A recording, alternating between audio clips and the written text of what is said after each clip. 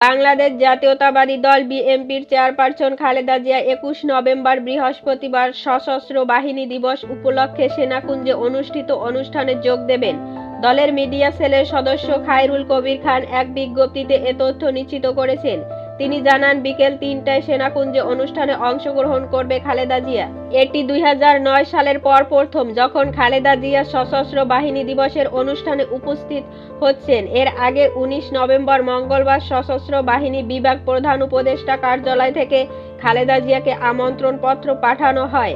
ওই দিন রাতেই সেনাবাহিনীর chief of general staff lieutenant general Mizanur Rahman Shamim এবং সশস্ত্র বাহিনী বিভাগের principal staff officer lieutenant general ASM Kamrul Ahsan BNP চেয়ারপারসনের কাছে আমন্ত্রণ পৌঁছে দেন।